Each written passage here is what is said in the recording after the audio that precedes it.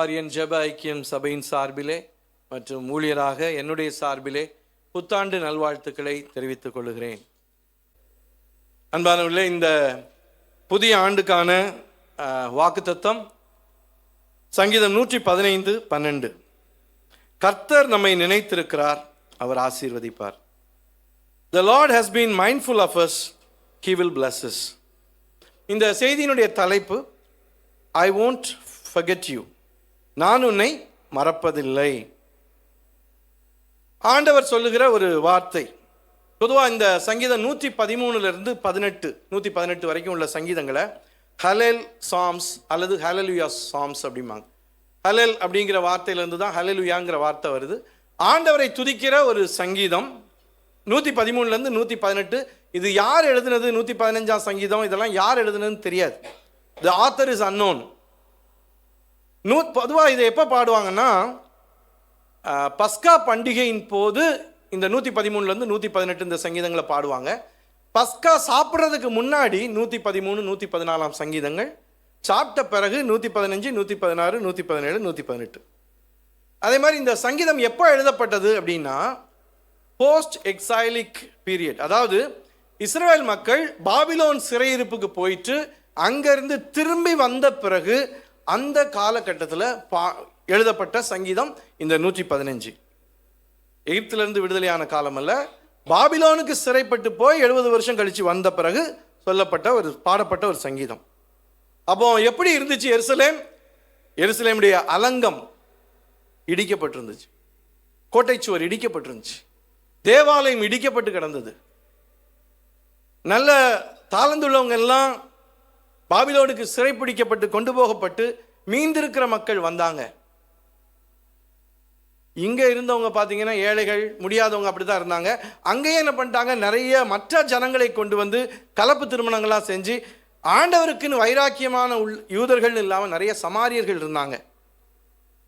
உண்மையிலே தேவ ஜனம் ஒரு பரிதாபமான ஒரு நிலைமையில் இருந்தது. அப்படிப்பட்ட ஒரு சூழ்நிலையில் எழுதப்பட்ட சங்கீதம் தான் இது. அவருடைய நிலைமை அவலமாக இருந்தது, கஷ்டமான சூழ்நிலை. அதில் எழுதும்போது இந்த வார்த்தையை இந்த சங்கீதக்காரன் சொல்றார், கர்த்தர் நம்மை நினைத்திருக்கிறார், அவர் ஆசீர்வதிப்பார். The Lord has been mindful of us, He will bless us. அன்பார்களே, இந்த சூழ்நிலை 2023 ஆண்டு உங்களை எத்தனை பேருக்கு உண்மையிலே பிரான்சிஸ் வர்ஷிப் எடுக்கும்போது சொல்லிட்டு இருந்தார், எண்ணிப்பார் நீ பெற்ற பாக்கியங்களை. திரும்ப திரும்ப நிறைய தடவை பாடும்போது நானும் யோசிச்சுட்டு இருந்தேன். ஒரு சிலர் உண்மையிலே வருத்தத்தோடு இருப்பாங்க, இந்த வருஷம் ஒன்றும் ஆண்டவர் பெருசாக எனக்கு செய்யலை. நான் கேட்டேன், நான் எண்ணி பார்க்கணுன்னா ஆண்டவர் எனக்கு மறுத்த பதில்கள் தான் நிறையா, என்னுடைய ஜெபங்களுக்கு ஆண்டவர் பதில் கொடுக்காத காரியம் தான் நிறையா. அப்புறம் நட்சத்திரத்தை என்றதை பற்றி சொல்லிட்டார், அதனால் அது கம்ப்ளீட் ஆயிடுச்சு. ஆனாலும் நிறைய நேரம் யோசிக்கலாம், இந்த கடந்த ஆண்டு என்னுடைய வாழ்க்கையில் நான் விரும்பிய எத்தனையோ நன்மைகள் எனக்கு நடக்கலை, நான் ஆசைப்பட்ட காரியம் எனக்கு நடக்கலை, நான் ஆண்டவரை மகிமைப்படுத்தும்படியாக கேட்ட எத்தனையோ காரியத்தை ஆண்டவர் எனக்கு செய்யலை. ஆண்டவர் உண்மையிலே என்ன நினைச்சிருக்கிறாரா? ஆண்டவர் என் மேலே அக்கறையா இருக்கிறாரா? ஆண்டவர் என்னை எதற்காக? ஜெபத்தில் கூட சகோதரி சொன்னாங்க, ஆகஸ்ட்ல நான் இதே கேள்வியோட நான் ஜெபம் பண்ணேன், எதுக்காக இப்போ என்னை பிரித்தெடுத்தீங்க, எதுக்காக என்னை ரட்சித்தீங்க, எப்படிப்பட்ட ஒரு பரிதாபமான வாழ்க்கை வாழ்றதுக்காகவா? அன்பர்களே, டு பி ஆனஸ்ட், நேர்மையாக இருக்கும்போது சில சமயம் ஆலயத்துக்கு வரும்போது நம்ம ரொம்ப ஒரு பயஸாக ரொம்ப ரிலீஜியஸாக நம்ம காட்டிக்குவோம். ஆனால் மற்ற எத்தனையோ சூழ்நிலைகளில் நம்முடைய நண்பர்கள் நம்மிடத்துல கேட்கும்போது, மற்றவங்க கேட்கும்போது, ஏன் நீ ஜெபம் பண்ணுறியா, என்ன நடக்குது? இன்னைக்கு ஒரு உண்மை தெரியுமா? தேவ பிள்ளைகள், திருச்சபை மக்கள் மத்தியில் பொதுவாக ஜெபத்து மேலே உள்ள நம்பிக்கை ரொம்ப குறைஞ்சிருச்சுங்க. ஒன்று ஜெபிக்கிற மக்கள், அவங்க மேலே உள்ள நம்பிக்கை போயிடுச்சு. ஜெபிக்கிறோம் நாங்கள் ஆண்டவரோட பேசுகிறோன்னு சொல்லி ஆண்டவருடைய நாமத்தில் ஏகப்பட்ட பொய், ஏகப்பட்ட காரியங்கள், ஆண்டவருடைய நாமம் வீணிலே வழங்கப்படுகிறது. கொஞ்சம் கொஞ்சமாக மக்களுக்குள்ள ஜெபத்து மேலே நம்பிக்கை இல்லை, ஆண்டவர் மேலே நம்பிக்கை இல்லை, ஏதோ வாழ்க்கை நம்ம பாட்டுக்கு வாழ்ந்து கொண்டு இருப்போம். இன்றைக்கு ஒருவேளை உங்கள் சூழ்நிலை நீங்கள் விரும்பினதுக்கு நேர் மாறான ஒரு சூழ்நிலையாக இருக்கலாம். இந்த மீந்திருந்த மக்கள், சிறைப்பட்டு போய் திரும்ப வந்த மக்கள், தேவனுடைய ஆலயம் இல்லைன்னா அங்கே பலிபீடம் இல்லை, கோட்டைச்சுவர் இல்லைன்னா அங்கே பாதுகாப்பு இல்லை. இன்னைக்கு உங்கள் குடும்பம் எப்படி இருக்குது? உங்கள் தனிப்பட்ட வாழ்க்கை எப்படி இருக்குது? 4 காரியங்கள் ஆண்டவர் இப்படிப்பட்டவர். நம்ம சூழ்நிலை எப்படியா இருந்தாலும் ஆண்டவர் நம்மை நினைத்திருக்கிறார். நம்மை ஆசீர்வதிக்கிற தேவன் எப்படிப்பட்டவர்? முதலாவது, his eye is on the sparrow. சிட்டுக்குருவியையும் கவனிக்கும் கர்த்தர். அன்பானவர்களே, நம்முடைய ஆண்டவர் எப்படிப்பட்டவர்னா ஒரு சிட்டுக்குருவியை கூட கவனிக்கிறவர். அவருடைய அனுமதி இல்லாமல் ஒரு சிட்டுக்குருவி கூட விழாது. அப்படின்னா நீங்களும் நானும் ஏமாத்துறோம். எவ்வளோ முக்கியமானவங்க ஆண்டவருடைய பார்வையில். எத்தனை நேரங்களில் நம்ம தனிமையில் கண்ணீர் வடிக்கிறோம். நான் படுற கஷ்டம் ஆண்டவருக்கு தெரியுதா? நான் இருக்கிற இந்த அவமானமான சூழ்நிலை, இந்த விதமான வெறுப்பின் சூழ்நிலை, தனிமையின் சூழ்நிலை, இது ஆண்டவர் பார்க்கிறாரா? ஆண்டவருக்கு கண்ணு இருக்குதா? சிட்டுக்குருவியும் கவனிக்கிற கர்த்தர் உங்களை கவனிக்க மாட்டாரா? இந்த சங்கீதம் 115 இப்படிதான் ஆரம்பிக்குது. எங்களுக்கு அல்ல கர்த்தாவே, எங்களுக்கு அல்ல, உமது கிருபை நிமித்தமும் உமது சத்தியத்து நிமித்தமும் உம்முடைய நாமத்திற்கே மகிமை வர பண்ணும். இன்னைக்கு அவமானம் யாருக்கு? ஆண்டவருடைய நாமத்துக்கு. தேவனுடைய ஜனங்கள் ஒடுக்கப்பட்டு இருக்கிறாங்க. தேவனுடைய ஜனங்கள் ஆசீர்வதிக்கப்பட்டவங்களா இல்ல. தேவனுடைய ஜனங்கள் மத்தியில் எத்தனையோ விதமான பிரச்சனைகள், போராட்டங்கள், கஷ்டங்கள், நெருக்கங்கள். அதனால யாருக்கு அவமானம்? ஆண்டவருடைய நாமத்துக்கு அவமானம். 2ஆம் வசனம் பாருங்க. அவருடைய தேவன் இப்பொழுது எங்கே என்று புறஜாதிகள் சொல்வானேன். நம்ம சில நேரம் தான் யோசிக்கிறோம், ஆண்டவரே நான் எத்தனை பேருக்கு உண்மை குறித்து சொல்லி இருக்கிறேன், இப்ப அவங்ககிட்ட நான் என்ன முகத்தை வச்சுட்டு என்ன பதில் பேசுறது? நீர் எனக்காக என்ன செஞ்சீங்க? இந்த சூழ்நிலையில நான் எப்படி உண்மை குறித்து சாட்சி சொல்லுவேன்? மற்றவங்க எல்லாம் கேட்கிறாங்க, உங்க கடவுள் எங்கப்பா இருக்கிறாரு? உங்க ஆண்டவர் என்னப்பா செய்யறாரு? அன்பானவர்களே, அப்படிப்பட்ட ஒரு சூழ்நிலையில் இருக்கும்போது நம்ம யோசிக்கிறோம், ஆண்டவர் என்ன பார்க்கறது இல்லை, ஆண்டவர் என்ன கண்டுகிறது இல்லை. சிலர் சாட்சி சொல்றாங்க, சரி ஆண்டவர் அவங்களுக்கு செய்யறாரு, ஆனா எனக்கு ஆண்டவர் ஒண்ணுமே செய்யல. இந்த 2023 பெருசா ஒன்றும் செஞ்சிடல. ஆண்டவருடைய கண்ணு ஒரு சிட்டுக்குருவியை கூட கவனிக்குது. ஈவன் நம்ம ஒரு கழுகுடைய கண்ணை குறித்து படிச்சுட்டு இருந்தேன். அதாவது மனுஷன் பார்க்கிற திறனை விட 4-5 மடங்கு அதிகம் பார்க்கக்கூடிய திறன் கழுகுக்கு உண்டாம். அதே போல ஒரு 3 மைல் உயரத்துல இருந்து முயலை அது பார்க்குமா. முயல் எவ்வளோ உண்டு? 3 மைல் உயரத்தில் அது பறந்துட்டு இருக்கும் போது முயல் இருந்துச்சுன்னா அது பார்க்கும். அங்கேருந்து ஸ்பீடாக வந்து முயலை பிடிக்கும். அது மாதிரி அதனுடைய ஸ்கல், மண்டை ஓட்டில் மோஸ்ட் ஆஃப் த பார்ட், பெரும்பகுதியை கண்ணே ஆக்கிரமிச்சுக்கிடும். அதாவது கிட்டத்தட்ட நம்ம மனுஷருடைய கண்ணை மாதிரி ரொம்ப பெருசு அதுக்கு. அந்த ஸ்கல் மண்டை ஓடில் பெரிய பகுதி அது 2 கண்ணுக்காக தான். அதே மாதிரி அதனுடைய கண்ணுடைய பார்வை விஷன் ஃபீல்டு பார்த்தீங்கன்னா, வியூ ஃபீல்டு 340 டிகிரிஸ். கிரிக்கெட்டில் சொல்லுவாங்க 360 டிகிரின்னு. யார? AB de Villiers. இப்போ ஒரு இந்தியன் பிளேயரை சொல்கிறாங்க, யார்? Sky, Suryakumar Yadav. Okay, 360 degree எல்லா பக்கமும் அவங்க அடிப்பாங்க. கழுகு வந்து 340 டிகிரி அது பார்க்குமா. Plus both monocular and binocular vision. அதாவது can use each eye individually or both eyes together. இந்த கண்ணு ஒன்று பார்க்கறதுக்கு, இந்த கண்ணு ஒரு பண்ண பார்க்கறதுக்கு அது யூஸ் பண்ண முடியும். நமக்கு அப்படி முடியுமா? அப்படின்னா சர்ச்சில் பாதி இங்கே பாஸ்டர்கிட்ட ஒரு கண்ணு இருக்கும், வேற ஏதாவது யோசிச்சுட்டு இருப்பீங்க இல்லை? நல்ல வேலை நமக்கு அப்படி இல்லை. ஆனால் கழுகு அது ஒரு எபிலிட்டி. சேர்ந்தும் பார்க்க முடியும், தனித்தனியாகவும் பார்க்க முடியும். ஒரு பறவையை இவ்வளோ அற்புதமான திறனோடு படைத்த கடவுள், அவருடைய கண் எப்படிப்பட்டது? ஏன் நம்ம யோசிக்கிறோம், ஆண்டவருக்கு நாம் படுற கஷ்டம் தெரிய மாட்டேன், ஆண்டவர் என்ன பார்க்கறது இல்லை? கர்த்தர் நம்மை நினைத்திருக்கிறார். The Lord has been mindful of us. அதில் ஆக்சுவல் டிரான்ஸ்லேஷன் has been mindfulனா நினைத்து கொண்டிருந்திருக்கிறார். ஆண்டவர் நம்மை நினைத்து கொண்டிருக்கிறார், அல்லது நினைத்து கொண்டிருந்திருக்கிறார். நம்ம நினைச்சிட்டோம் ஆண்டவர் என்ன யோசிக்கல, என்ன குறிச்சு ஆண்டவர் என்ன மறந்துட்டாரு. ஹயன் ஃபேம் அப்படின்னு சொல்லி ஒரு வியட்நாமை சேர்ந்த ஒரு நபர், ஹயன் ஃபேம் பார்த்தீங்கன்னா அவர் புத்த மதத்தை சேர்ந்தவர் தான். வியட்நாமில் உள்நாட்டு இராணுவத்துக்கும் அங்கே இருந்த கம்யூனிஸ்ட கொரில்லாக்கள், கம்யூனிஸ்டவாதிகள் வந்து தேசத்தை பிடிக்கணும்னு ட்ரை பண்ணிட்டு இருக்காங்க. கொரில்லா படைகள் இருக்கிறது. அப்போ கவர்மெண்ட் ஆர்மிக்கும் இந்த கொரில்லா படைக்கும் உள்ள சண்டை, அதில் கவர்மெண்ட்டுக்கு உதவி செய்கிறதுக்கு அமெரிக்கன் பீப்புள் அங்கே இருக்கிறாங்க. இந்த ஹயன்கிறவர் நல்லா இங்கிலீஷ் பேசக்கூடியவர். அதனால் அமெரிக்கன் ஆஃபீஸர்ஸ் அவங்களுக்குலாம் வந்து டிரான்ஸ்லேட்டராக, ஒரு இன்டர்பிரட்டராக ஹயனை யூஸ் பண்ணிகிட்டு இருக்காங்க. அப்போ ஒரு அமெரிக்கன் சோல்ஜர் வந்து அவருக்கு பைபிள் கொடுக்குறாரு, இதை வாசி. அந்த பைபிளை வாசிக்கும் போது அவருக்கு வாஞ்சை வருகிறது. அப்போ அந்த வாஞ்சையினால் தொடர்ந்து பைபிள் வாசிக்கிறாரு. அப்புறம் ஒரு லோக்கல் சர்ச்சில் போய் இணைந்து கொள்ளுகிறார். ஆண்டவரை ஏற்றுக்கொண்டு ரட்சிக்கப்படுறார். ஸோ ரட்சிக்கப்பட்ட பிறகு இன்னும் அதிகமாக சந்தோஷத்தோடு அந்த அமெரிக்கன்ஸோடு சேர்ந்து இன்வால்வ் ஆகிறார். குறிப்பாக அமெரிக்க அந்த சோல்ஜர்ஸ்க்காக அப்பப்போ ப்ரீச்சர்ஸ், மிஷினரிஸ்லாம் கூப்பிட்டு வருவாங்க. அப்போ அவங்களுக்கு இவர் வந்து ப்ளஸ் மற்ற அந்த வியட்நாம் தேசத்தை சேர்ந்த அந்த படையினரும் அங்கே இருப்பாங்க. அப்போ இவரை வந்து இன்டர்பிரட்டராக யூஸ் பண்ணாங்க, இங்கிலீஷ் டு அந்த வியட்நாமுடைய லோக்கல் லாங்குவேஜில் மொழிபெயர்க்கிறதுக்கு. ஸோ அப்படி ரொம்ப, ஏன்னா அவ்வளோ பியூட்டிஃபுல்லாக அவர் இங்கிலீஷ் பேசுவார். ஆனால் இது நடந்தது 1971 வருஷம். 4 வருஷத்தில் வியட்நாம் வந்து கம்யூனிஸ்டுகள் மக்கள் கையில் மாட்டிக்கிச்சு. அப்புறம் அமெரிக்கா அவங்க இராணுவத்தை வித்ட்ரா பண்ணிட்டாங்க, ஃபுல்லாக கம்யூனிசம் வியட்நாமில். அப்போ இந்த ஹயன் ஃபேமை பிடிக்கிறாங்க.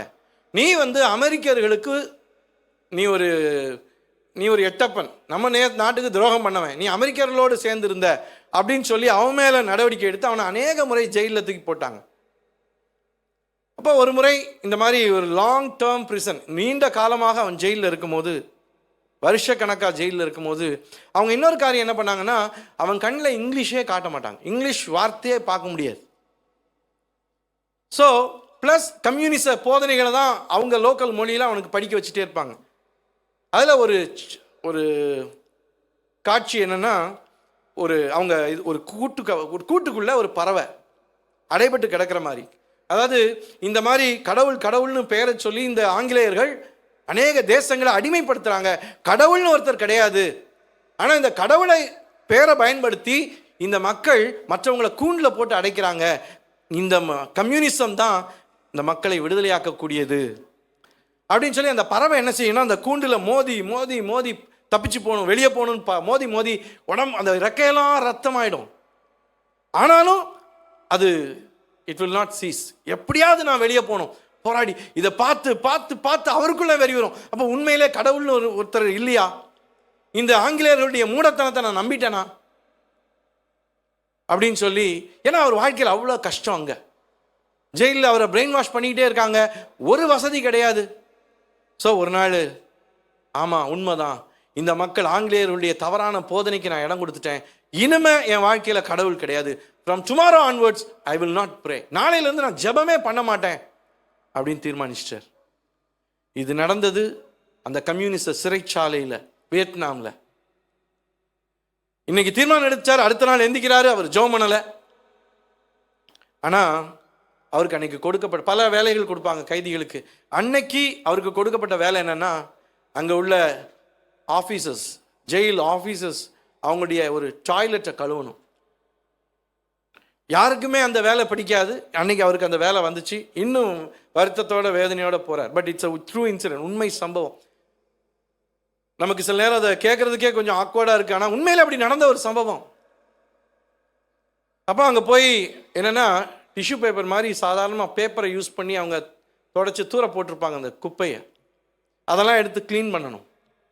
அவர் அப்படி அந்த மாதிரி பேப்பர்ஸ், அழுக்கு பேப்பர்ஸை எடுத்துட்டு இருக்கும்போது அதில் ஒரு பேப்பரில் இங்கிலீஷ் பேப்பர் இருக்கும், இங்கிலீஷ் வார்த்தைகள். எந்த அளவுக்கு இங்கிலீஷ் இங்கிலீஷ் இங்கிலீஷ் படிக்கணும்னு கிரேவிங் இருந்துச்சுன்னா, அந்த அசிங்கமான பேப்பரை தண்ணியால் கழுவிட்டு அந்த இங்கிலீஷ் படிக்கணும்னு எடுத்து வைப்பார், உள்ளே வச்சுக்கிடுவார், அவருடைய ட்ரெஸ்க்குள்ளே வச்சுட்டு. அப்புறம் ராத்திரி எல்லாரும் படுத்த பிறகு டார்ச் எடுத்து அவர் அந்த இதை படிப்பார். பார்த்தா அது ஒரு நியூ டெஸ்டமென்ட் பேஜ். ஒரு கம்யூனிஸ்ட அந்த அந்த அதிகாரி வேணும்னு சொல்லி பைபிளை வந்து ஒரு கேவலமாக டிஷ்யூ பேப்பர் மாதிரி யூஸ் பண்ணிட்டு இருந்தார். ஸோ அதில் கரெக்டாக இவர் வந்து தீர்மானிச்சிட்டாரு, இவருக்கு பைபிள்னு தெரிஞ்சு அதை எடுக்கலை, ஏதோ இங்கிலீஷ்னு எடுத்தார். அதில் போட்டிருந்துச்சு, அவர் எடுத்து வாசித்த அந்த பக்கத்தில் எடுத்து கண்ணெதிரில் பட்ட முதல் வசனம் ரோமர் 8:28. அன்றியும் அவருடைய தீர்மானத்தின்படி அழைக்கப்பட்டவர்களாய் தேவனிடத்தில் அன்பு கூறுவர்களுக்கு சகலமும் நன்மைக்கு ஏதுவாக நடக்கிறது என்று அறிந்திருக்கிறோம். அதைத் தொடர்ந்து கிறிஸ்துவின் அன்பை விட்டு நம்மை பிரிப்பவன் யார்? அந்த வசனங்கள், அந்த ரோமர் 8 கடைசி பகுதி, பவுல் கடைசியாக சொல்றார், ஆகையால் கிறிஸ்துவின் அன்பை விட்டு எதுவும் நம்மை பிரிக்க மாட்டாது என்று அறிந்திருக்கிறேன், நிச்சயித்திருக்கிறேன். அப்படியே ஏங்கி அழ ஆரம்பிச்சிருவார். ஆண்டவரே, நான் நேற்று தான் தீர்மானம் பண்ணேன் கடவுள்னு ஒருத்தர் இல்லைன்னு, என்ன அழகா என்னோட பேசிட்டீங்க. இப்படி இந்த ஒரு கம்யூனிஸ்ட் ஜெயிலில் எனக்கு ஒரு பைபிளா? அன்னைக்கு திரும்ப தன்னை ரீடெடிகேட் பண்ணார். ஏன்னா அன்னைக்கு அந்த வார்த்தையை வாசிக்கும் போது பவுலும் கஷ்டப்பட்டிருக்கிறாரு. சரி, அன்னையிலிருந்து அடுத்த நாள் போனார். டெய்லி எனக்கு டாய்லெட் கிளீனிங் ஒர்க் கொடுங்கன்னு சொல்லி. யாரோ ஒரு ஆஃபீஸர் அந்த மாதிரி பைபிள் பேப்பரை, நியூ டெஸ்டமெண்ட் பேப்பரை தப்பாக யூஸ் பண்ணிட்டு இருந்தார். அதை ஒவ்வொரு முறையும் கழுவி அந்த புஸ்தகத்தை எத்தனையோ பைபிள் நியூ டெஸ்டமெண்ட் பேஜஸ் வந்துருச்சு. ஆண்டவருக்குள்ள பலப்பட்டார். அப்புறம் அவங்க கொஞ்சம் நாட்கள் கழித்து அவரை ரிலீஸ் பண்ணுறாங்க ஜெயிலிருந்து. உடனே இந்த நாட்டை விட்டு வெளியே போகணும்னு நினைக்கிறார். தாய்லாந்துக்கு தப்பிச்சுட்டு போயிடலான்னு அவர் ஒரு போட் செய்கிறார்.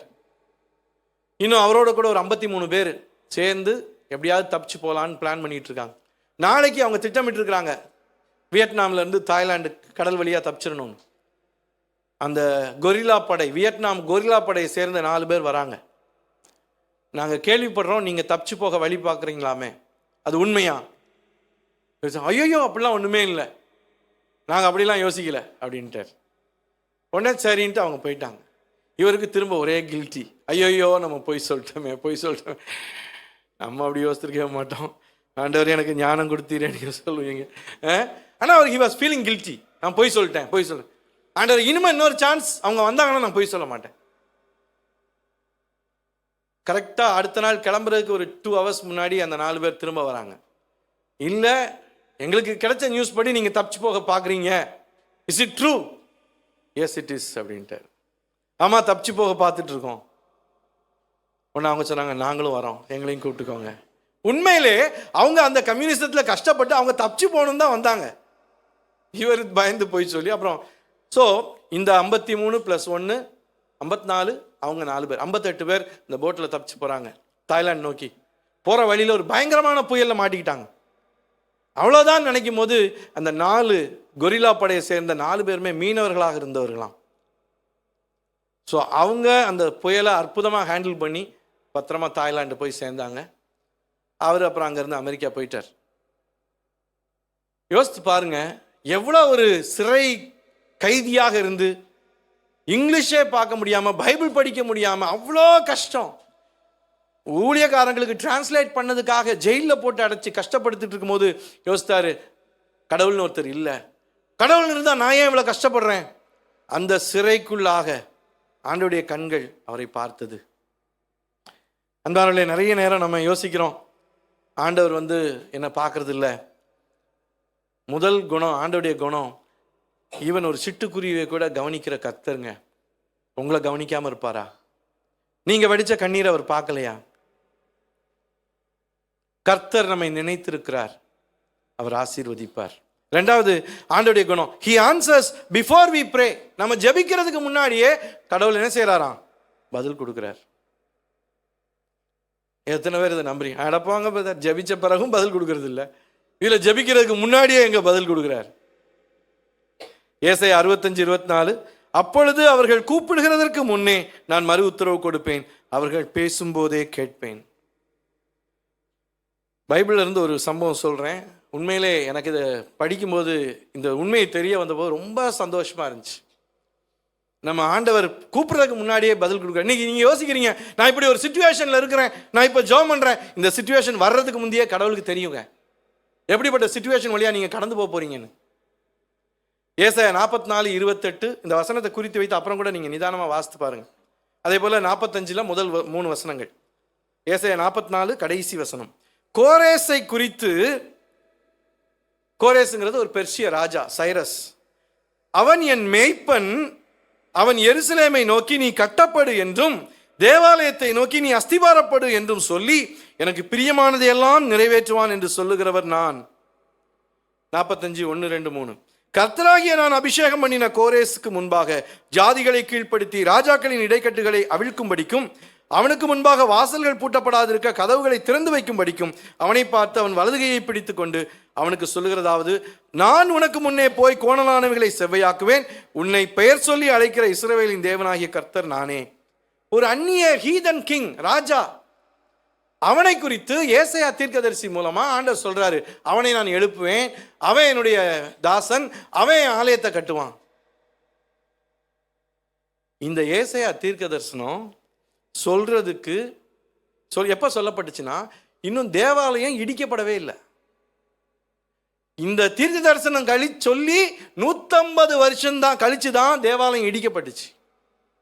அப்புறம் 70 வருஷம் கழிச்சு தான் அவங்க திரும்ப வந்து அப்புறம் தான் ஆலயத்தை கட்டினாங்க. கிட்டத்தட்ட 220 வருஷத்துக்கு முன்னாடியே, இன்னும் ஆலயம் இடிக்கப்படாமல் இருக்கும் போதே திரும்ப ஆலயம் கட்டப்படும், கோரேஸ் கட்டுவான்னு சொல்றார். இந்த தீர்க்க தரிசனம் சொல்லும் போது கோரேஸ் பிறக்கவே இல்லை. 140 வருஷம் முன்னாடி, அக்யூரேட்டா சொல்லணும்னா 136 வருஷம். இந்த தீர்க்க தரிசனம் சொல்லும் போது கோரேஸ்னு ஒரு மனுஷன் உலகத்துல கிடையவே கிடையாது. அவன் பெர்சிய ராஜாவா மாறி இந்த தீர்க்க தரிசனம் சொல்லி 136 வருஷம் கழிச்சு தான் அவன் பிறக்கிறான். அதுக்கப்புறம் அவன் வளர்ந்து அவன் ராஜாவாகிறான். அப்போ அந்த யூத சரித்திரத்தை எழுதின ரோமருக்காக இருந்த ஒரு ஜோசபஸ் அப்படிங்கிற ஒரு பெரிய ஹிஸ்டாரியன், அவர் சொல்றாரு, யாரா ஒருத்தர் இந்த தீர்க்க தரிசனத்தை அவனுக்கு போய் வாஸ்து காட்டினாங்களாம் கோரேஸ்க்கு. கோரேஸ், நீங்க இன்னைக்கு பெரிய ராஜா சைரஸ், இந்த ஜூயிஷ் பைபிள்ல உங்களை பத்தி ஏசாயான்னு ஒரு ப்ராஃபட் ஏற்கனவே எழுதி வச்சிருக்காரு, உங்க பேரோட எழுதி வச்சிருக்கிறார். he was so impressed. யோசிச்சு பாருங்க, ஒரு ராஜாக்கு அது அவனை மோட்டிவேட் பண்ணிச்சான் உண்மையிலே இந்த மக்களுக்கு சுதந்திரம் கொடுத்து தேவாலயத்தை கட்டுறதுக்கு. இந்த மக்களுக்கு ஐயோ எங்களுக்கு இப்படி ஆயிடுச்சு, இப்படி போயிடுச்சு, இந்த மாதிரி தேவாலயம் இன்னும் இடிக்கப்படுறதுக்கு முன்னாடியே ஆண்டவர் அதை திரும்ப எப்ப கட்டுவேன்னு சொல்லி பிளான் பண்றார். அந்த அளவுக்கு நம்ம கூப்பிடுறதுக்கு முன்னாடியே பதில் கொடுக்கிற தேவன். இன்னைக்கு நிறைய நேரம் திடீர்னு ஏதாவது ஒரு காரியம் வந்த உடனே ஐயோ நம்ம உருக்குலைஞ்சு போயிடும், ஐயோ இப்படி நடந்துருச்சு, இப்படி எனக்கு நான் நினைக்கவே இல்லை, கனவுலையும் நினைக்கல. ஒரு தேவ பிள்ளையுடைய வாழ்க்கையில ஆண்டவருடைய அனுமதி இல்லாம எதுவுமே நடக்காதுங்க. ஒரு ஆலயம் இடிக்கப்படுறதுக்கு 150 வருஷத்துக்கு முன்னாடியே அந்த ஆலயம் திரும்ப எப்ப கட்டப்படும், யாரால கட்டப்படும் ஆண்டவர் தீர்க்க தரிசனம் சொல்றாரு. அவ்வளவு தூரம் காலத்தை முன்கூட்டி அறிகிற தேவன். இன்னைக்கு உங்க வாழ்க்கை, என்னுடைய வாழ்க்கை அவருக்கு எம்மாத்திரம். ஏன் நம்ம அநேக நேரங்களில் ஐயோ ஒன்றும் நடக்கல, ஐயோ ஒன்றும் இப்படி, இந்த சூழ்நிலை எப்படி ஜெபம் பண்ணுவேன், இந்த சூழ்நிலையை நீங்க கடந்து வருவீங்க. இந்த 2024 எப்படி இருக்கும், ஒவ்வொருத்தருக்கும் எப்படி இருக்கணும் ஆண்டவருக்கு தெரியும். அந்த சூழ்நிலையில எப்படி உங்களை வழிநடத்தணுங்கிறது ஆண்டவருக்கு தெரியும். நீங்க என்ன ஜெபம் பண்ணுவீங்க, அந்த ஜெபத்துக்கு என்ன பதில் கொடுக்கணுங்கிறது ஆண்டவருக்கு தெரியும். ஆண்டவரை அறியாத மக்கள் பொம்மையை வச்சு கும்பிட்டு இருக்காங்க, இதுதான் கடவுள் நினைக்கிறாங்க. நம்முடைய தேவன் அப்படிப்பட்டவர் அல்ல. காலத்தை கடந்தவர், காலத்தை வென்றவர். இந்த சம்பவம் நானே சொல்லி இருக்கிறேன். ஆனாலும் கூப்பிடுறதுக்கு முன்னாடியே பதில் கொடுக்கறதுனா உண்மையில இதை விட பெட்டர் எக்ஸாம்பிள் கிடையவே கிடையாது. அதனால let me repeat it. Helen Roseveare அப்படின்னு சொல்லி ஒரு டாக்டர், மிஷினரி அம்மா, ஆப்பிரிக்க நாடுல காங்கோங்கிற ஒரு இடத்துல அவங்க போய் ஊழியம் செய்கிறாங்க. அவங்க ஒரு doctor, efficient doctor. Hospital run பண்ணுறாங்க, நர்சிங் காலேஜ் ரன் பண்ணுறாங்க, ஓல்டேஜ் ஹோம் வைக்கிறாங்க, ப்ளஸ் லெப்ரசி பீப்புளுக்காக, அதோடு கூட ஆர்ஃபனேஜ், இந்த மாதிரி எல்லா தரப்பட்ட கஷ்டப்படுற மக்களுக்கெல்லாம் வச்சு செஞ்சுக்கிட்டு இருக்காங்க. அப்போ ஒரு குறிப்பிட்ட நாளில், அது அவங்க இருக்கிறது உஷ்ணமான பகுதியாக இருந்தாலும் அந்த நாட்களில் இரவு நேரம் நல்லா குளிர். அப்போ ஒரு இரவு நேரத்தில் ஒரு டெலிவரி, ஒரு அம்மாவுக்கு பிரசவம் பார்க்குறாங்க. எவ்வளோ முயற்சி செய்தும் அந்த அம்மா உயிரை காப்பாற்ற முடியல. அந்த தாய் மரித்து விடுகிறாள், குழந்தை பிழைத்துக் கொள்ளுகிறது. ஒரு சின்ன குழந்தை, ஆண் குழந்தை பிறக்குது, ப்ளஸ் ஏற்கனவே 2 வயசு பெண் குழந்தை இருக்கிறது. இந்த 2 குழந்தைகளையும் ஜீவனோடு விட்டுட்டு அந்த அம்மா மரிச்சு போயிடுறாங்க. அப்போ ஹெலன் ரோசோவியருக்கு ரொம்ப கஷ்டம். அந்த இரவு நேரத்தில் அது ப்ரீமெச்சூர் பேபி, காலத்திற்கு முன்பாக பிறந்த குழந்தை, இதை எப்படியாவது காப்பாற்றணும்னு சொல்லி அப்போ அந்த இருந்த நர்சஸ் அந்த பிள்ளைகளை அனுப்புகிறாங்க. போய் அந்த ரப்பர் ஹாட் வாட்டர் பேக் எடுத்துட்டு வா. பொதுவாக அதை தான் இன்குபேட்டர் மாதிரி யூஸ் பண்ணுவாங்க, அந்த குழந்தைகளை சூடாக வச்சுக்கிறதுக்கு, வாமா வச்சுக்கிறதுக்கு. அப்போ ஒருத்தர் போய் சுடுதண்ணி போடுறாங்க விறகுல, ஒருத்தர் போய் அந்த ரப்பரை எடுத்துகிட்டு ஆனால் கொஞ்சம் நேரம் கழித்து அந்த அம்மா துக்கத்தோடு வருது. என்னென்னா, அவங்க அந்த சுடுதண்ணியை ஊற்றும் போது அந்த ரப்பர் அப்படியே கிழிஞ்சு அந்த ஹாட் வாட்டர் பேக் பிஞ்சு போச்சு. இருந்தது ஒரே ஒரு ஹாட் வாட்டர் பேக் தான், அதுவும் பிஞ்சு போச்சு. இப்போ அந்த குழந்தைய காப்பாற்றணும்னா ஏதாவது ஒரு விதத்தில் வேற, பட் இங்கே எங்கேயுமே கிடைக்காது. இவங்க யூகேலேருந்து கொண்டு வந்தது, அவங்க இங்கிலாந்தை சேர்ந்தவங்க, அங்கேருந்து மிஷினரியாக அங்கே வந்திருக்காங்க காங்கோக்கு. அப்போ கொண்டு வந்ததில் இருந்தது, அதுவும் போயிடுச்சு. ஸோ என்ன பண்ணனே தெரியல. அப்போ சொன்னாங்க, சரி அந்த பிள்ளைகிட்ட எப்படியாவது இப்போ நீ அந்த விறகு அந்த உஷ்ணத்தில் நீ அந்த ஒரு பக்கத்தில் படுத்துக்கோ, அந்த குழந்தைக்கு தேவையான அனல் உஷ்ணம் இருக்கும்படியாக பார்த்து இன்றைக்கி ராத்திரி எப்படியாவது குழந்தை சர்வைவ் ஆகட்டும். ஸோ அந்த மாதிரி அந்த சூட்டில் அப்படியே அந்த குழந்தை பிழைச்சிக்குது. ஆனால் இது லாங் ரன்னில் இது இப்படி காப்பாற்ற முடியாது. ஸோ அடுத்த நாள் காலையில் அந்த ஆர்ஃபனேஜுக்கு போகிறாங்க. ஹெலன் ரொசவேர் போயிட்டு சொல்கிறாங்க, அங்கே உள்ள பொதுவாக ஏதாவது நீடு வந்துச்சுன்னா அந்த மாதிரி அங்கே உள்ள பிள்ளைங்க யாரெல்லாம் விரும்புகிறாங்களோ அந்த ஆர்ஃபனேஜ் பிள்ளைங்க, அனாதை பிள்ளைங்களை கூப்பிட்டு ஜெபம் பண்ணுவாங்க. அப்போ சொல்கிறாங்க, இந்த மாதிரி இப்படி ஒரு சம்பவம் ஆயிடுச்சு, அம்மா இறந்துட்டாங்க, இந்த பிஞ்சு குழந்தை இருக்குது, ப்ளஸ் 2 வயசு அக்கா இருக்குது, அவள் ரொம்ப அழுறா, அம்மாவை தேடி அழுறா. அப்போ யாராவது ஜெபம் பண்ணுவோம், நம்ம ஜெபம் பண்ணுவோம்னா ரூத்துன்னு ஒரு 10 வயசு பிள்ளை எந்திச்சு ஜெபம் பண்ணுது ரொம்ப உரிமையா. ஆண்டவரே, நீங்கள் நாளைக்கு அனுப்புனா கூட அது வேஸ்ட்டு, பாப்பா அதுக்குள்ளே செத்து போயிடும். இந்த ஹாட் வாட்டர் பேகு இப்போவே இன்னைக்கே எங்களுக்கு வேணும், நீங்கள் அனுப்புங்க. இந்த அம்மா யோசிக்குது, இது எங்கேருந்து வரும்? ஆண்டவரே, நீங்கள் அந்த ஹாட் வாட்டர் பேக் அனுப்பும்போது அந்த 2 வயசு பாப்பாவுக்கு ஒரு பொம்மையை அனுப்பிடுங்க சுவாமி, அப்போ தான் அந்த பிள்ளைக்கு நீங்கள் அவளை லவ் பண்ணுறீங்க, ஜீசஸ் லவ்ஸ் மீன் அந்த பிள்ளைக்கு தெரியும், அதனால் அந்த பொம்மையை அனுப்பிடுங்க அப்படின்னு சொல்லிட்டு கான்ஃபிடென்ட்டாக ஜெபம் பண்ணிவிட்டு இயேசுவின் நாமத்தில் பிதான்னு முடிச்சாச்சு. ஆமேன். இந்த அம்மா ஆமேனே போடல, ஏன்னா அவங்களால போட முடியல. இந்த பிள்ளைன்னா இப்படி விவரம் தெரியாமல் கேட்குது, இன்றைக்கே வேணும்னு கேட்குது. ஷீ குட் நாட் சே ஆமேன். ஆனால் ஷீ அட்மையர்ட், அந்த பிள்ளையுடைய அந்த விசுவாசத்தை தைரியத்தை பார்த்து ஆச்சரியப்படுறாங்க. முடிஞ்சிருச்சு. அவங்க அப்புறம் நர்சிங் கிளாஸ் எடுக்க போயிட்டாங்க. லஞ்சுக்கு அப்புறம் கிளாஸ் எடுத்துகிட்டு இருக்காங்க. மெசேஜ் வருது, யாரோ காரில் வந்திருக்காங்க அப்படி. சரின்னு சொல்லிட்டு ஒன்று போகிறாங்க. அவங்க வர்றதுக்குள்ளே காரில் இருந்து பார்சல் இறக்கி வச்சுட்டு போயிட்டாங்க, ஒரு பெரிய அட்டைப்பெட்டி இறக்கி வச்சுட்டு போயிட்டாங்க. பெரிய பெட்டி. சரி, ஒன்று அவங்களுக்கு கண்ணில் தண்ணி வருது, என்ன வந்திருக்கும், இதில் இருக்குமா, சரின்னு சொல்லிட்டு அப்புறம் பிள்ளைங்களெல்லாம் கூப்பிட்டுட்டு எல்லாம் சேர்ந்து ஆசையாக பிரிக்கிறாங்க. அழகழகான ஷர்ட்டு, ட்ரெஸ்ஸு, இந்த மாதிரியெல்லாம் வருது. ஆனால் மற்ற நாள்லாம் பிள்ளைங்க ரொம்ப என்ஜாய் பண்ணுவாங்க, இன்றைக்கி பிள்ளைங்க அதுக்குள்ளே சந்தோஷமே படலை. அப்புறம் பண்டங்கள் செய்கிறதுக்கு மாவு பொருள், அதுலேயும் இன்ட்ரெஸ்ட் இல்லை. அப்படி ஒன்றுனா எடுத்துக்கிட்டே இருக்காங்க. அப்புறம் அந்த லெப்ரேசி பேஷண்ட்ஸுக்கெலாம் பேண்டேஜ் திங்ஸ் அதெல்லாம் இருக்குது, எல்லாம் ஒன்றுனா பண்ணியாச்சு. அப்புறம் கடைசியாக நம்ம தான் எடுத்துக்கிட்டு இருக்காங்க. திடீர்னு அவங்க கை படுது, பார்த்தா ரப்பர் மாதிரியே இருக்குது, rubber bag, hot water bag மாதிரியே இருக்குது. சரின்னு சொல்லி எடுத்த உடனே எல்லாருக்கும் ரொம்ப சந்தோஷம். ரூத்துக்கு ஒன்றும் பெரிய சர்ப்ரைஸ் இல்லை. ஒன்றும் சொல்லிச்சு, ரப்பர் பேக் இருந்துச்சுன்னா அப்போ டாலும் இருக்கும் கண்டிப்பாக அப்படின்னு சொல்லி அவள் கையை விட்டுருந்தோன்னா அந்த அழகாக ஒரு பொம்மை கிடச்சிருச்சு. ஒன்று சொன்னாங்க ரூத், அந்த ஹெலன்ட்ட சொன்னேன், மேம் நானும் வரேன், மம்மி நானும் வரேன், மம்மின்னு தான் கொடுக்கும், நானும் வரேன், அந்த பாப்பாவுக்கு சொல்லி கொடுக்கணும், அப்போ தான் அவளுக்கு தெரியும் ஹவு ஜீசஸ் லவ் சார். இந்த ஹெலன் அம்மாவுக்கு கண்ணீர் அப்படி. ஏன்னா இது வரைக்கும் அவங்க 1953 73 வரைக்கும் அங்கே ஊழியம் செஞ்சாங்க. ஆனால் இப்போ வந்து 4 வருஷம் ஆகுது. இந்த 4 வருஷத்தில் ஒரு தடவை கூட அவங்க வந்த இங்கிலாந்துலேருந்து ஒரு பார்சல் கூட அவங்களுக்கு வந்ததில்லை. இந்த பார்சல் அங்கேருந்து வந்திருக்கு. அவங்க எங்கே சண்டே ஸ்கூல் டீச்சராக இருந்தாங்களோ அங்கே சண்டே ஸ்கூல் பிள்ளைங்க மற்றவங்கெல்லாம் சேர்ந்து அனுப்பியிருக்காங்க. அதில் யாரோ ஒருத்தர் இந்த ரப்பர் பாட்டில், அப்புறம் இந்த இதில் என்ன பியூட்டினா, இந்த பார்சல் 5 மாதமாக கப்பலில் கடந்து வந்திருக்கு. லண்டனில் கிளம்பி கப்பலில் பல இடங்கள் மாறி 5 மாத பயணத்துக்கு அப்புறம் அன்னைக்கு மதியானம் வந்து சேர்ந்துருக்கு. சரி, இந்த பிள்ளை எப்போ ஜெபம் பண்ணிச்சு? அன்னைக்கு காலையில் ஜெபம் பண்ணிச்சு. பதில் எப்போ கிடச்சிது? அன்னைக்கு மத்தியானமே கிடச்சிது. ஆனால் ஆண்டவர் இந்த ஜெபத்துக்கு பதிலை எப்போ ஆயத்தப்படுத்தினார்? எத்தனை மாதத்துக்கு முன்னாடி? 5 மாதத்துக்கு முன்னாடி. அதனால தான் ஆண்டவருடைய வார்த்தை, கர்த்தர் நம்மை நினைத்திருக்கிறார், நம்மை நினைத்து கொண்டிருந்திருக்கிறார். நம்ம தான் அவரை நினைக்கல. இன்னைக்கு முதல் செய்தியில் கேட்டோம், என் ஜனங்கள் வெகு நாளா என்ன மறந்துட்டாங்க. ஆண்டவர் ஒரு நிமிஷம் மறந்தாலும் நம்ம அவ்வளோதாங்க. மூணாவது, காட் ஆஃப் ஸ்மால் பிகினிங்.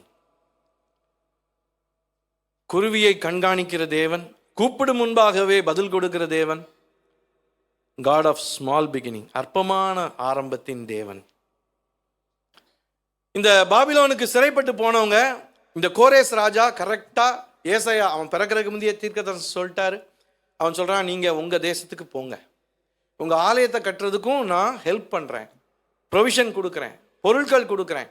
நேபுகாத் நேஜார் உங்கள் ஆலயத்திலேருந்து திருடிட்டு வந்த எல்லா வெள்ளி பொண்ணு பாத்திரத்தையும் தரேன், கொண்டு போங்க அப்படின்னு சொல்லி அவங்கள அனுப்புகிறான்.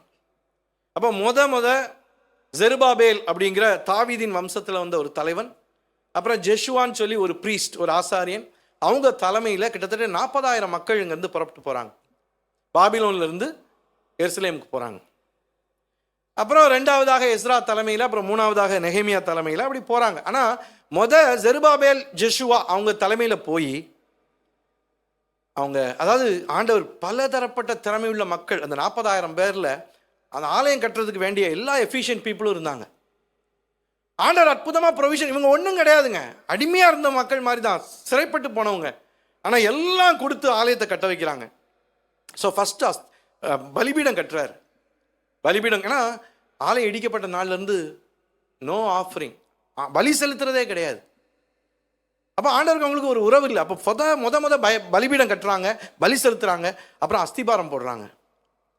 தேவ ஆலயத்துக்கு மோசேக்கு ஆண்டவர் சொன்னபடியே அஸ்திபாரம் போட்டுட்டு கொண்டாடுறாங்க. They are all celebrating. Young பீப்புளுக்கு ரொம்ப சந்தோஷம். நம்ம அடிமையாக இருந்தோம், இப்போ ஆண்டவர் திரும்ப இந்த தேசத்தில் நமக்கு ஒரு ஆலயம் கொடுக்குறாரு. அவங்க கொண்டாடிக்கிட்டு இருக்கும் போதே, சந்தோஷமாக இருக்கும் போதே அழுகை சத்தம் கேட்குது, புலம்பல் சத்தம் கேட்குது. என்னன்னு பார்த்தா வயசானவங்க. அவங்க சொல்கிறாங்க, ஐயோ சாலமோனுடைய ஆலயம் எப்படி இருந்துச்சு, எவ்வளோ பெருசாக இருந்துச்சு, எவ்வளோ மகிமையாக இருந்துச்சு, இந்த ஆலயம் என்னத்த இது. அவ்வளோதான், டிமோட்டிவ் ஆகிட்டாங்க மக்கள். பாருங்க எவ்வளோ தூரம்.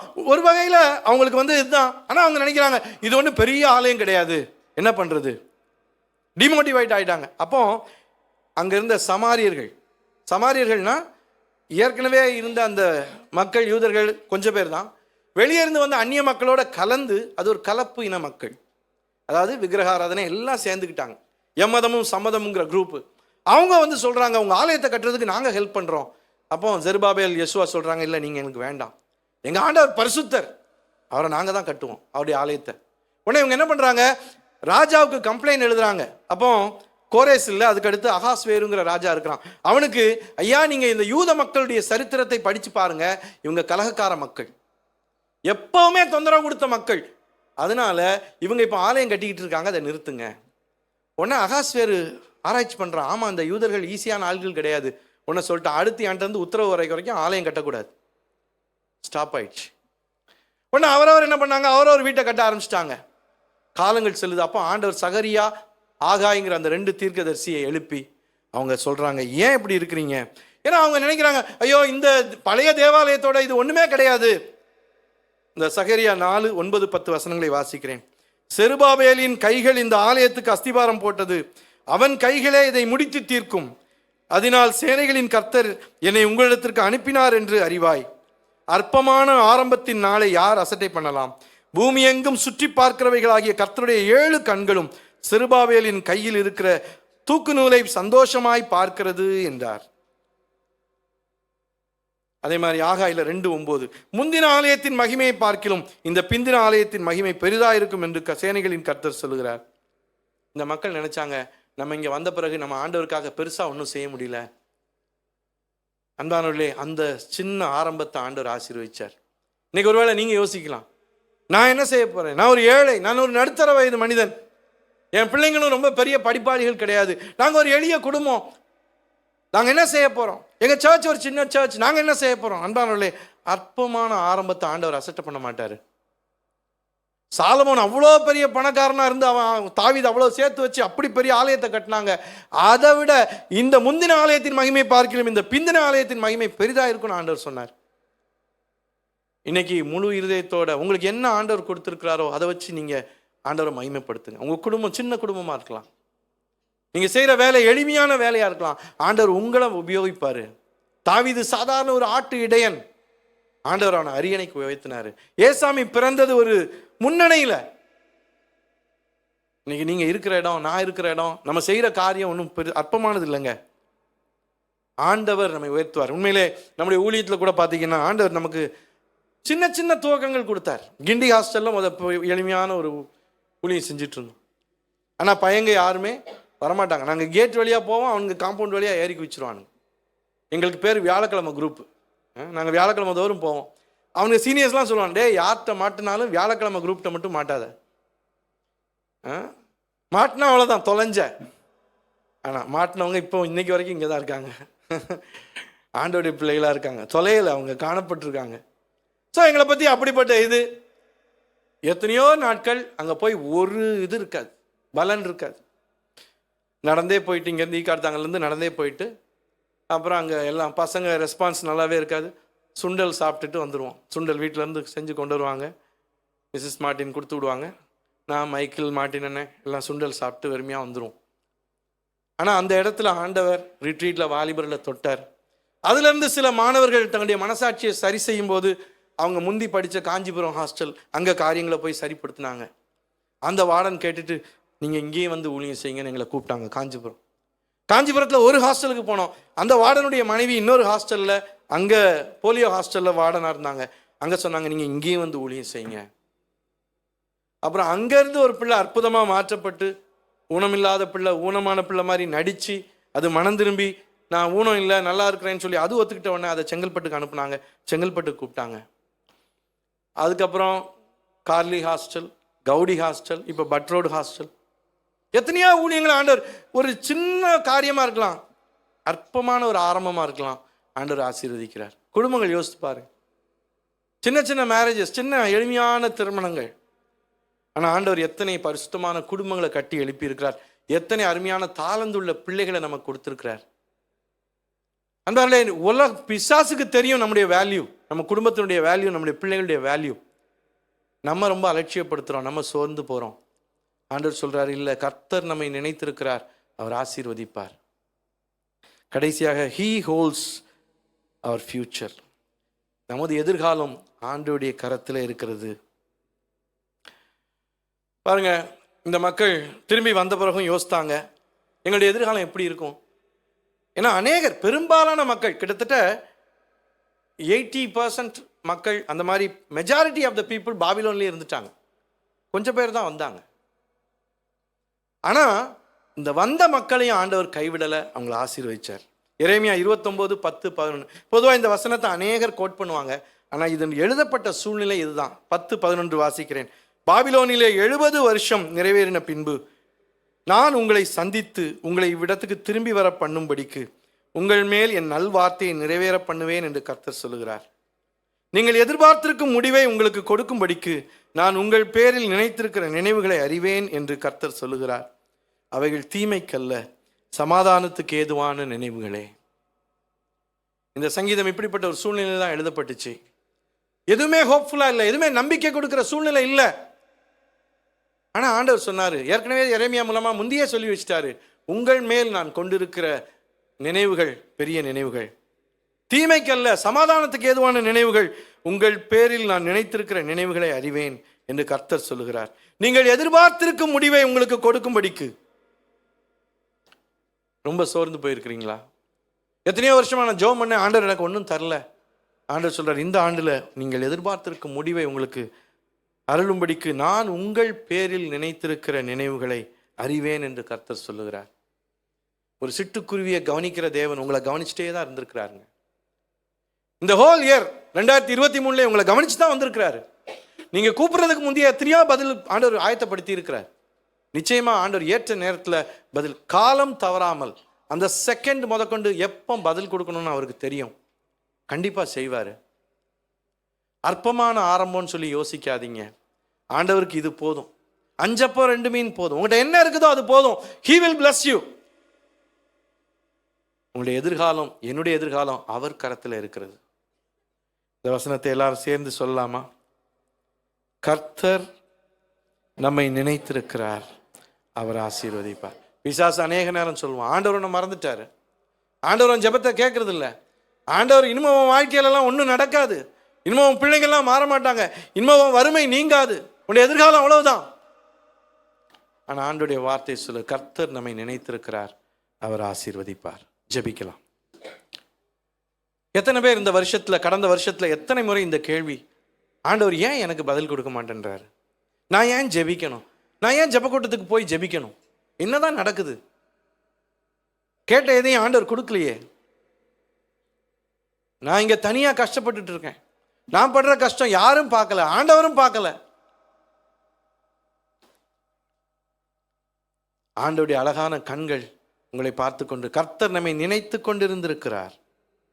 God has been thinking of us. God has been remembering us. ஆண்டவரே சொல்லுங்க, ஆண்டவரே உம்முடைய அன்பு தெரியாம, உம்முடைய குணம் தெரியாம நான் எவ்வளவு நேரம் சோர்ந்து போய் தேவையில்லாம அழுதுருக்கிறேன், ஈவன் செத்து போலாமா, தற்கொலை பண்ணலாமான்னு கூட யோசித்திருக்கிறேன். என்னை மன்னிச்சிருங்க சுவாமி, நீங்க என்ன நினைச்சிருக்கீங்க, நீங்க என்ன ஆசீர்வதிப்பீங்க, என்னை கைவிட மாட்டீங்க சுவாமி. இந்த வருஷம் ஆண்டவர் நம்ம கொடுத்த வாக்குத்தத்தம், சிறைப்பட்டு போன மக்கள் மீண்டு வந்தபோது அவங்க திரும்ப அந்த ஆலயத்தை கட்டி முடிக்க வைத்தார் ஆண்டவர். ஆண்டவர் சொன்னார், முந்தின ஆலயத்தின் மகிமையை பார்க்கலாம், இந்த பிந்தின ஆலயத்தின் மகிமை பெரிதா இருக்கும். நான் தங்கத்தையோ வெள்ளியோ பார்க்கல, உங்க அர்ப்பணிப்பை பார்க்கிறேன், உங்க இருதயத்தை நான் பார்க்கிறேன், உங்க வாஞ்சியை நான் பார்க்கிறேன். இன்னைக்கு ஆண்டவர் உங்களிடத்துல என்னிடத்துலயும் அதான் எதிர்பார்க்கிறார். நம்ம சோர்ந்து போக வேண்டாம். நம்ம ஆண்டவருக்காக எதை செய்தாலும் ஆண்டவருடைய நாமம் மகிமைப்படுகிறது. நம்முடைய எதிர்காலம் அவர் கையிலங்க, எந்த மனுஷன் கையிலும் இல்லை, எந்த ஆட்சியாளர்கள் கையிலும் இல்லை. உங்களுடைய என்னுடைய எதிர்காலம் ஆண்டவருடைய கரத்தில் இருக்கிறது. இந்த எதிர்காலம் என்னத்தை கொண்டிருக்கிறது என்று நமக்கு தெரியாது, ஆனால் இந்த எதிர்காலத்தை யார் கொண்டிருக்கிறார் என்று நமக்கு தெரியும். We don't know what our future holds for us, but we know that who holds this future. It is the Lord Jesus. ஜெபிங்கள் அன்பானவர்களே. ஜெபம் இன்னும் ஒரு சில நிமிடங்கள் யாராவது நீங்க ஜெப நிலையில் இருக்கும்படி மாஸ் பிரேயரா இந்த வாக்கு தத்தத்தை உரிமை பாராட்டி ஜெபிப்போம். அந்த சூழ்நிலையை புரிந்து கொண்டு, நம்பிக்கையற்ற சூழ்நிலையில் ஆண்டவர் இந்த வாக்கு தத்தத்தை கொடுத்தார். கோரேஸ்னு ஒரு மனிதன் பிறப்பதற்கு முன்பாகவே, தேவாலயம் இடிக்கப்படுவதற்கு முன்பாகவே தேவாலயத்தை திரும்ப கோரேஸ் கட்டுவான்னு சொல்லி ஆண்டவர் சொன்னார். இன்னைக்கு நீங்க போய்கொண்டிருக்கிற மரண இருளின் பள்ளத்தாக்கு, நீங்க போய்கொண்டிருக்கிற இந்த உபத்திரவத்தின் குகை ஆண்டவருக்கு என்னைக்கோ தெரியும். அதற்கான பரிகாரத்தை ஆண்டவர் ஆயத்தப்படுத்தி இருக்கிறார். சோர்ந்து போகாதீங்க. கர்த்தர் எனக்காய் யாவையும் செய்து முடிப்பார். கர்த்தர் எனக்காய் யாவையும் செய்து முடிப்பார். கர்த்தர் எனக்காய் யாவையும் செய்து முடிப்பார். கர்த்தர் எனக்காய் யாவையும் செய்து முடிப்பார். சொன்னதை செய்யும் வரை அவர் என்னை கைவிடுவதில்லை. சொன்னதை செய்யும் வரை அவர் என்னை கைவிடுவதில்லை. கர்த்தர் எனக்காய் யாவையும் செய்து முடிப்பார். கர்த்தர் எனக்காய் மறைகளை பெயர்ப்பாரே. கர்த்தர் எனக்காய் யாவையும் செய்து முடிப்பார். கர்த்தர் எனக்காய் மறைகளை பெயர்ப்பாரே. நீர் எனக்காக செய்ய நினைத்ததை ஒருவனும் தடை செய்ய முடியாது. நீர் நினைத்தது நடக்கும். நீர் நிர்ணயித்தது நிச்சயமாகவே நிலை நிற்கும். மனம் மாற நீர் மனிதர் அல்ல, சொல்லியும் நீர் செய்யாமல் இருப்பதில்லை. நீ சொன்னது நடக்குமோ என்ற சந்தேகம் இல்லை. நீ நினைத்தது நிலை நிற்குமோ என்ற பயமும் இல்லை. நீ சொன்னது நடக்குமோ என்று சந்தேகம் இல்லை. நீ நினைத்தது நிலை நிற்குமோ என்ற பயமும் இல்லை. சொன்னதை செய்யும் வரை அவர் என்னை கைவிடுவதில்லை. சொன்னதை செய்யும் வரை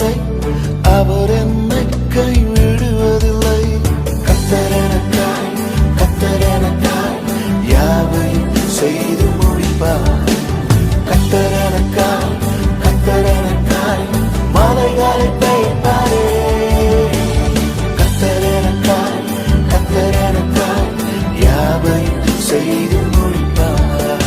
கர்த்தர் எனக்காய், கர்த்தர் எனக்காய் மலைகளை மேய்ப்பாரே. நீ கடந்து வந்த பாதைகளில் பட்ட கஷ்டத்தை எல்லாம் மறக்கும் அளவுக்கு ஆண்டவர் வரப்போகிற நாட்களை ஆசீர்வதிக்க போகிறார்.